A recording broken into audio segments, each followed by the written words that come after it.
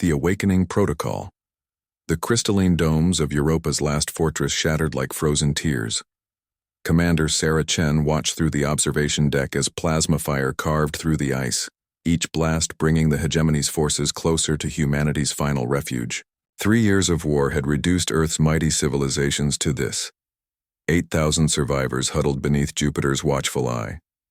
Lieutenant Marcus Webb approached, his cybernetic arm clicking against the tactical display. The neural implants along his temple flickered with incoming data streams. "Commander, the quantum barriers are failing. We have maybe 6 hours before total breach." Sarah turned from the viewport, her reflection ghosting across the reinforced glass. At 42, she carried the weight of humanity's survival in the lines around her eyes. Status on the evacuation pods? Destroyed in the last bombardment. The hegemony learned from our escape at Mars. Marcus paused, his voice dropping. "This is it, Commander. We're out of options." The tactical room filled with the soft hum of failing systems. Holographic displays showed red across every sector. The hegemony's bioships, vast organic constructs that dwarfed human dreadnoughts, encircled Europa like predators around dying prey. Their weapon systems pulsed with bioluminescent energy, each charge building toward humanity's extinction. Dr. Amelia Vasquez burst through the sealed doors, her research coat stained with coolant. Fluid. "Commander Chen, the Titan archives, we've finished the translation." Sarah's attention snapped to the xenoarchaeologist. 3 months ago, a mining operation on Titan had uncovered ruins predating any known civilization. The discovery had seemed irrelevant against the immediate threat of annihilation. "Doctor, unless those archives contain weapon schematics, they contain a warning." Amelia's hands shook as she activated her personal projector. Ancient symbols cascaded through the air, their meaning translated into stark human words. The hegemony isn't the first to try exterminating younger races. There were others before them. The archives speak of entities imprisoned in quantum foam itself, being so terrible that even the ancient civilizations feared to wake them. Marcus leaned forward, studying the symbols. Imprisoned? By whom? By the universe itself. The archives call them the Devourers of Light. When the old empires grew too cruel, too genocidal, these entities were unleashed. They consumed entire galactic clusters before being sealed away. Amelia's voice cracked. The ancients left instructions, a protocol to break the seals. Silence descended like a funeral shroud. Outside, another plasma barrage shook the fortress. Structural integrity warnings flashed across every screen. Sarah Chen had led humanity through 3 years of desperate war. She'd ordered the evacuation of Earth, watched billions die during the Mars exodus, and held together the remnants of their species through sheer will. Now faced with certain extinction, she considered the unthinkable. "The protocol," she said finally. "What does it require?" Amelia pulled up another display. A quantum resonance key, calibrated to human neural patterns. The ancients designed it so only a species facing true extinction could activate it. A failsafe against casual use. And the consequences? Unknown. The archives only say that what emerges cannot be controlled, cannot be stopped. They become something else. Another explosion rocked the fortress. Emergency klaxons wailed as the outer defenses crumbled. Through the chaos, Chief Engineer Yuki Tanaka's voice crackled over comms. "Commander, primary power. Grid failing. 40 minutes until life support collapse." Sarah looked at her remaining officers. Marcus Webb, who'd lost his arm defending the Mars colonies. Amelia Vasquez, who'd spent her life studying dead civilizations. Captain James Mitchell, whose family had died in the first hegemony attack. Dr. Rashid Hassan, their lead physicist, already working calculations on his neural interface. "If we do nothing, we die." Sarah's words cut through the alarm sirens. "If we activate this protocol, we might unleash something worse than the hegemony, but we might also survive." She turned to the viewport, watching the bioships charge their final salvo. Humanity has always been good at surviving. "Dr. Hassan, can you build this resonance key?" The physicist nodded grimly. "The quantum lab still has power. Give me 20 minutes. You have 15. Sarah activated the fortress-wide comm system. All personnel, this is Commander Chen. Prepare for Protocol Omega. We're about to break the universe's oldest taboo. The quantum laboratory buzzed with desperate activity. Dr. Hassan's team worked with fevered intensity, constructing a device that shouldn't exist. Crystalline matrices aligned with quantum processors, each component calibrated to human brainwave patterns. The key took shape, a sphere of impossible geometries that hurt to observe directly. Outside, the hegemony's final assault began. Their bioships unleashed torrents of antimatter, each blast peeling away Europa's ice like skin from muscle. The Zeus fortress groaned under the assault, structural support snapping like broken bones. "Commander," Lieutenant Webb reported, blood dripping from a head wound. "They've breached the outer shell. Ground forces incoming." Through the failing barriers came the hegemony's warriors, towering insectoid creatures with carapaces that deflected conventional weapons, their compound eyes reflecting 1,000 deaths. They moved with horrific precision, sectioning off human defenders with mathematical efficiency. In the quantum lab, Dr. Hassan made the final connection. The resonance key pulsed with eldritch energy, its surface rippling like water. "It's ready," he announced, though his voice carried no triumph. "God help us all." Sarah Chen took the device, feeling its weight shift impossibly in her hands. The command center's main screen displayed the ancient instructions, each step toward damnation clearly marked. She began the activation sequence, her neural implants syncing with the key's quantum matrices. Reality flickered. The universe seemed to hold its breath as Sarah spoke the activation codes, words in a language that predated stars. The resonance key grew warm, then hot, then transcendent. Through her neural link, she felt something vast and ancient stirring, something that had waited eons for this moment. "Commander!" Amelia shouted over the battle noise. "Quantum readings are off the scale. Something's happening to local spacetime." The fortress walls began to vibrate at a frequency that turned solid matter translucent. Through the quantum static, shapes began to emerge. Not shapes as humans understood them, but geometries that existed between dimensions.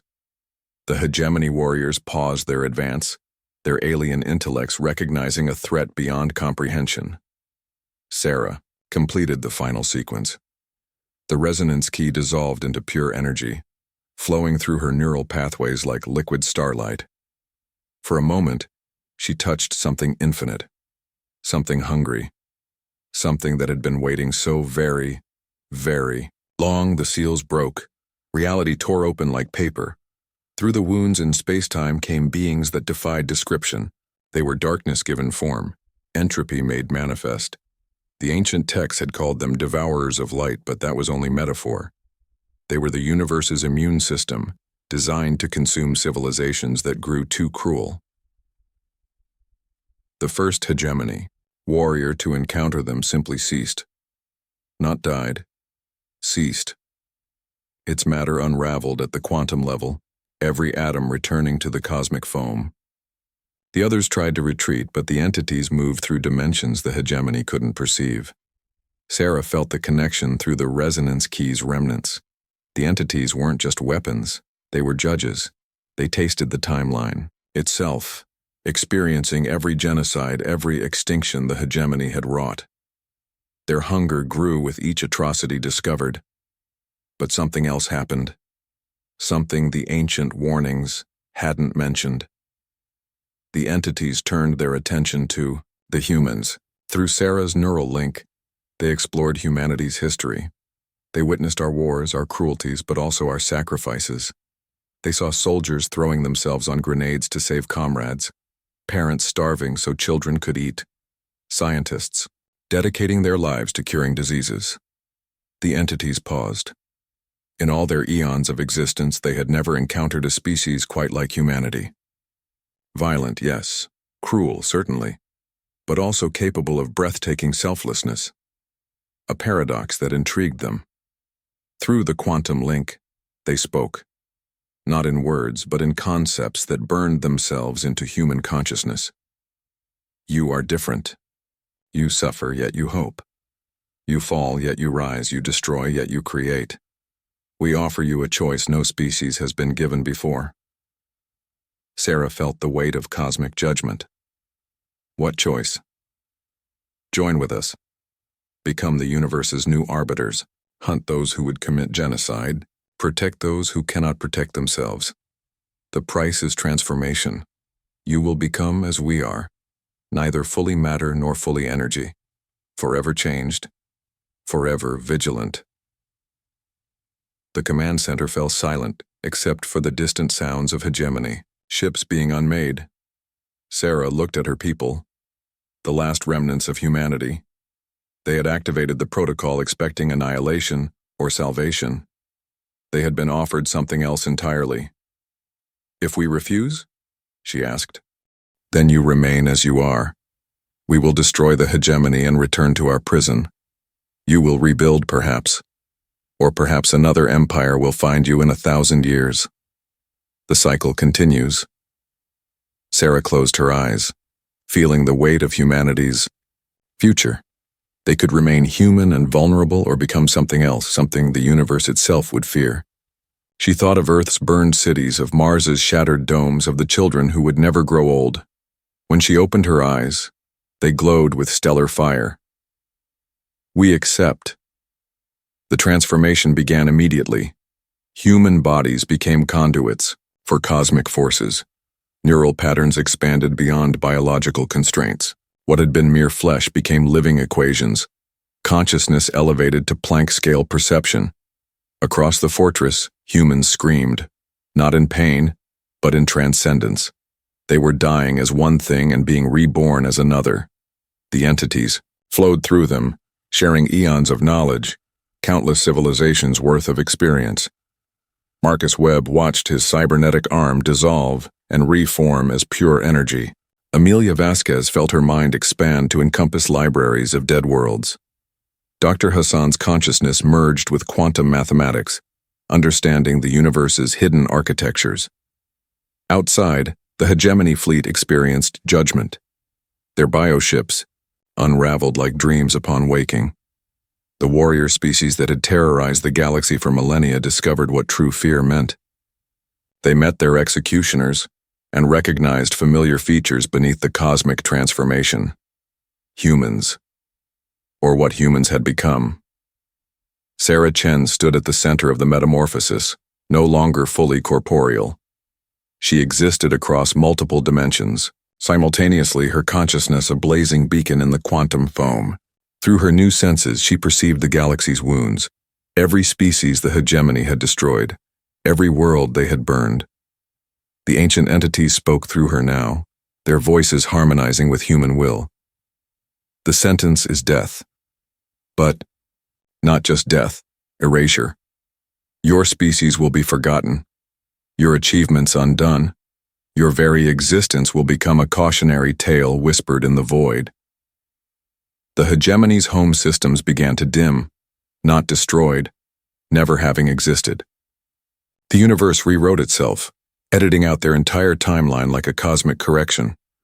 Where once a vast empire had sprawled, now only empty space remained. But the transformation wasn't complete. The resonance key had bound humanity to something larger than revenge. They had become protectors, yes, but protectors shaped by human experience. Where the original entities were forces of pure judgment, the hybrid beings retained something essentially human: mercy. As the last hegemony ship dissolved into quantum static, Sarah felt the pull of greater purpose. Across the galaxy, other species faced extinction. Other genocides were being planned. The universe was vast and cruelty was common, but now it had new guardians. Guardians who remembered what it was like to be helpless, who understood both the darkness of despair and the light of hope. The transformation completed.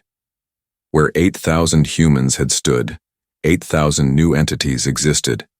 They were no longer Homo sapiens, but something unprecedented. The ancient beings had given them a title that translated roughly as the Redeemed Watchers. Sarah turned to her transformed people, her voice echoing across dimensions. We have become what the universe feared. Let's make sure we become what it needs. The fortress on Europa stood empty now, a monument to humanity's last stand. But across the galaxy, beings of impossible power began their work. They moved between stars like thoughts, investigating distress, calls that spanned light years, preventing extinctions before they began.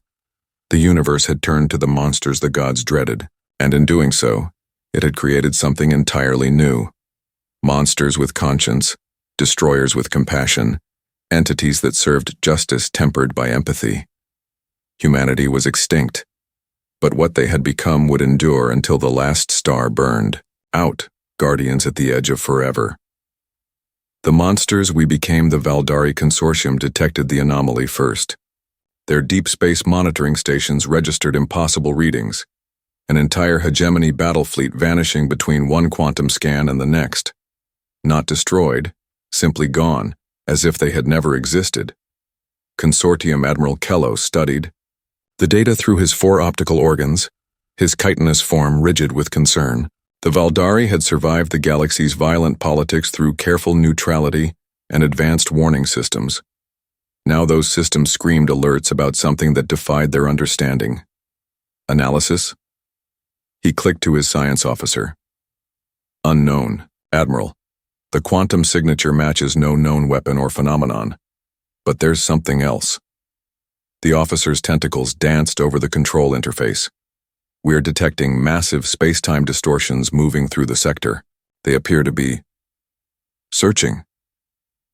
Before Kellos could respond, reality flickered. The bridge lights dimmed as something vast passed through their dimension like a shadow across the sun. When normal space reasserted itself, a figure stood in the center of the command deck. It had once been human. That much was clear from the residual features. But now it existed as a convergence of matter and energy, its form shifting between states like a quantum probability wave. When it spoke, its voice resonated through multiple frequencies simultaneously. Admiral Kellos of the Valdari Consortium. I am Commander Sarah Chen of the Redeemed Watchers. We need to talk about your slave worlds. Kellos felt his threat glands activate instinctively.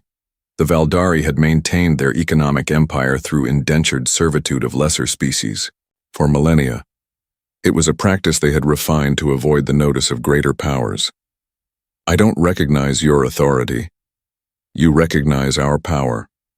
Sarah's form solidified slightly, becoming more present in their dimension. Through the viewports, more entities materialized among the Valdari fleet. Each ship found itself accompanied by a watcher, beings that existed partially outside conventional space. The age of genocides and slavery ends now. You have choices to make. The transformation of humanity had been just the beginning. As the Redeemed Watchers spread across the galaxy, they discovered the true scope of systematic oppression.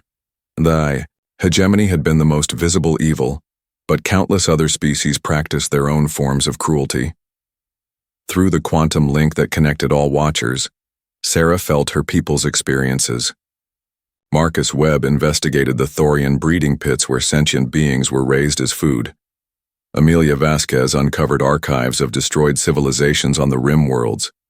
Each discovery deepened their understanding of their new role. But understanding brought complications. The original entities, the devourers of light, had been instruments of pure judgment. They destroyed without consideration of consequences, cosmic antibodies responding to infection. The human component of the Watchers introduced something new, the burden of choice. Dr. Rashid Hassan materialized in the Valdari slave markets of Kepler 442b. His transformed consciousness perceived every being suffering simultaneously, thousands of sentients locked in stasis pods, their neural energy harvested to power Valdari technology.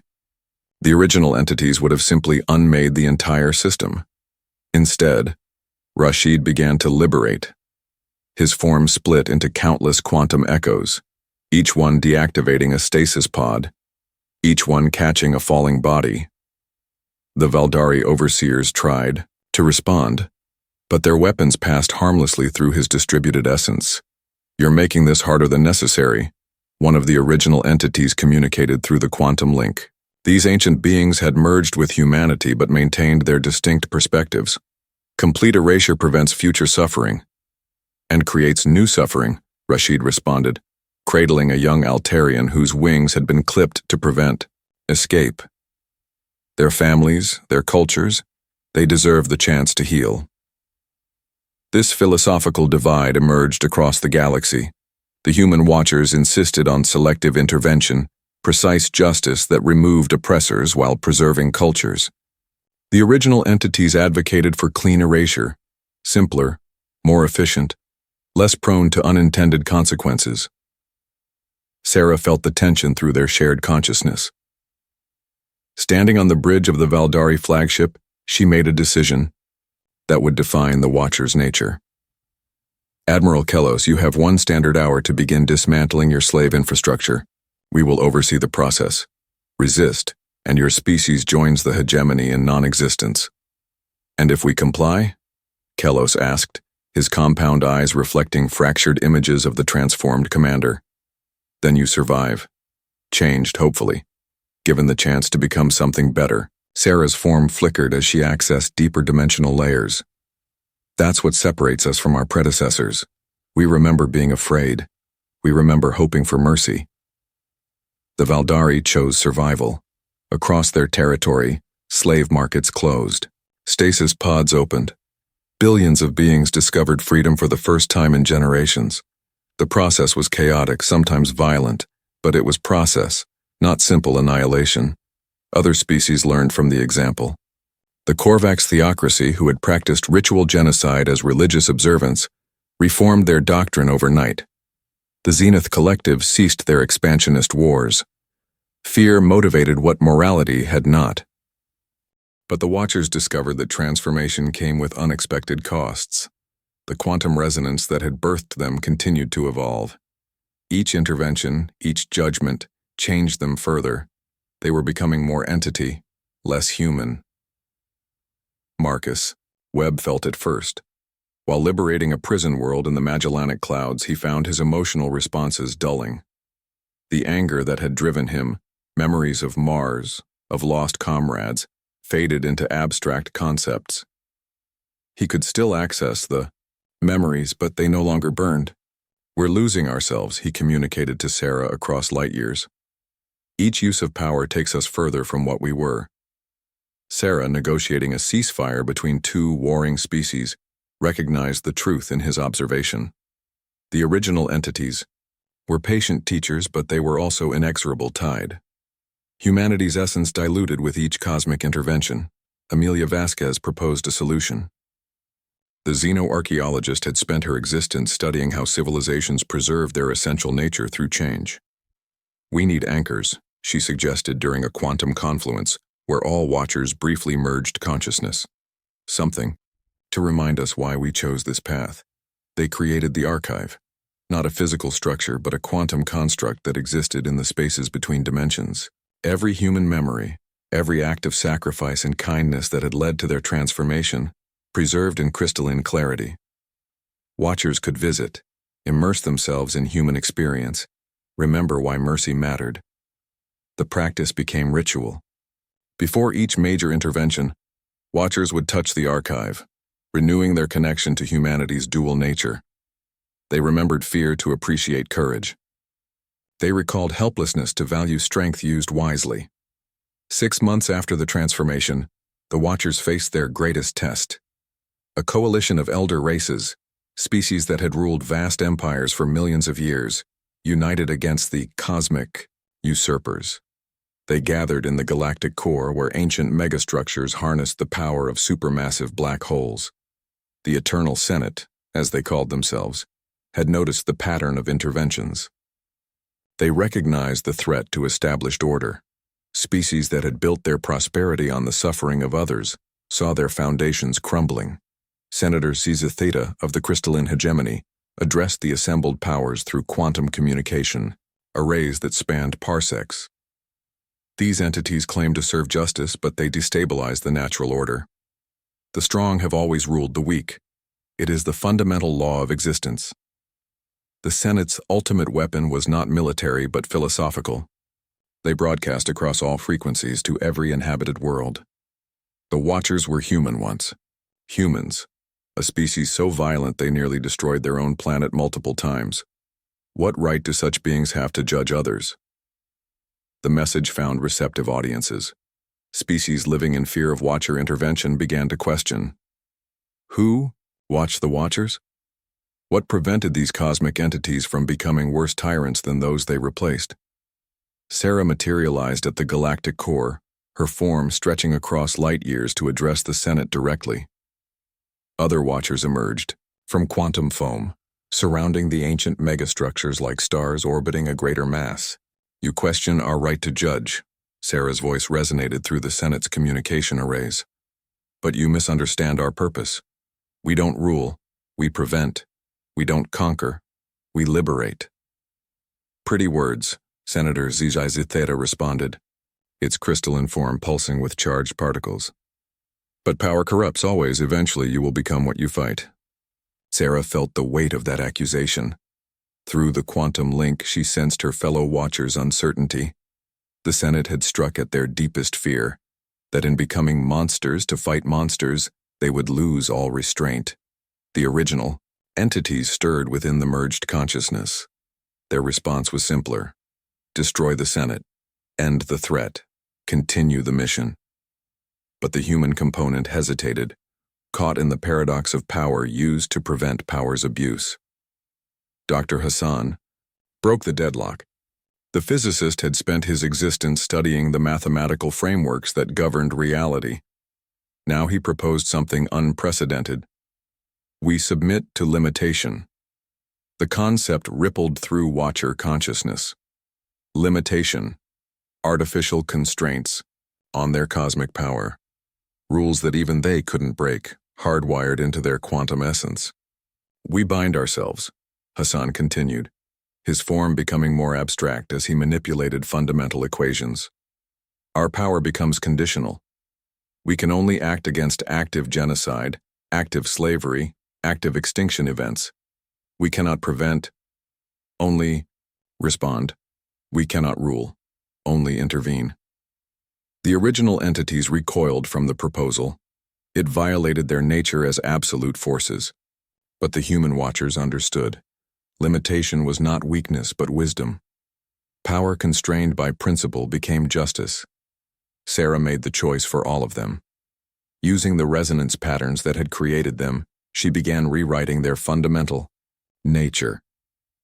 Each Watcher felt the change, capabilities narrowing, omniscience fading to focused awareness, absolute power becoming conditional response. The process was agony. The original entities fought the limitation, their ancient essence rejecting constraint. But the human will held firm, anchored by memories from the archive, by the recognition that unchecked power had created the very evils they fought.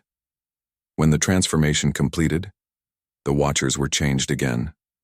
Still immensely powerful, still capable of unmaking civilizations but now bound by unbreakable rules. They could not initiate conflict. They could not judge preemptively. They could only respond to active atrocities. The Eternal Senate watched in disbelief as their greatest threat voluntarily limited itself. Senator Zeta's crystalline form flickered with uncertainty. You constrain yourselves? Why? Sarah's form had stabilized, no longer shifting between infinite possibilities. She existed now in a single state, powerful but defined. Because we remember being human. Humans at their best don't seek power. They seek to protect those who need protection. The Senate's coalition fragmented. Some members, secure in their benevolent rule, saw no threat from limited Watchers. Others, whose power relied on systematic oppression, fled to prepare defenses against future judgment. Across the galaxy, the news spread. The monsters the gods feared had chosen to chain themselves. They remained terrifying in their potential, but were no longer arbitrary forces. They had become what the universe needed. Not rulers but guardians, not conquerors but consequences. The final test came from an unexpected source. On a remote world, in the Outer Rim, a human colony had survived. one of the generation ships launched before Earth's fall, its passengers unaware of humanity's transformation. They had established a peaceful settlement, living in harmony with the planet's native species. When pirates threatened the colony, the distress signal reached the Watchers. Sarah herself responded, materializing in the colonial square as plasma. Fire rained from orbit. The colonists saw her transformed state and recoiled in terror. "Please," the colony leader stammered. "We're human. Don't judge us." Sarah felt the echo of her former self, the commander who had made an impossible choice to save her species. She raised her hand and the pirate ships above simply ceased. Not destroyed, prevented. Their weapons powered down, their crews finding themselves unable to contemplate violence. "I don't judge you," she told the terrified colonists. "I protect you. We all do. That's what humans chose to become. Not conquerors, but guardians. Not monsters, but shepherds of those who cannot protect themselves." The colony leader, an elderly woman named Dr. Martinez, stepped forward cautiously. "You were human? We were. And in the ways that matter, we still are." Sarah knelt, bringing herself to eye level with a frightened child hiding behind his mother. Her form solidified completely, showing the face she had worn as a human commander. "We're what humanity became when we had to choose between extinction and evolution." The child's fear slowly transformed to wonder. He reached out tentatively, touching Sarah's extended hand. The contact bridged more than physical space. For a moment, the child glimpsed the vast network of Watchers spread across the galaxy, each one standing guard against cruelty. "Are you angels?" the child asked. Sarah smiled, an expression that transcended her transformed state. "No, we're the monsters that even gods fear. But we chose to be monsters that protect children like you." As she departed, leaving the colony safe and the pirates reformed, Sarah felt the rightness of their limited existence. The Watchers had become exactly what the universe required. Not perfect beings, but principled ones. Not unlimited power, but power with purpose. The transformation was complete. Humanity had died and been reborn as something unprecedented. Cosmic guardians who remembered mortality, absolute powers who chose restraint, monsters who retained conscience. Across the galaxy, civilizations adjusted to the new reality. The age of unchecked genocide had ended, not through conquest or control, but through the knowledge that someone was watching. Someone who had once been helpless and afraid. Someone who remembered. In the quantum spaces between stars, the redeemed Watchers maintained their vigil. They were humanity's final evolution, not into gods, but into something gods had never imagined. Power that served rather than ruled, strength that protected rather than dominated. They were the monsters the universe had unleashed in its darkest hour, and they had chosen to become its salvation. The stars continued their ancient dance, but now they danced to a different rhythm. The universe had turned to its deepest fears and found unexpected hope. In becoming monsters, humanity had transcended monstrosity itself. They watched, they waited, they protected, and the universe, for the first time in eons, knew peace.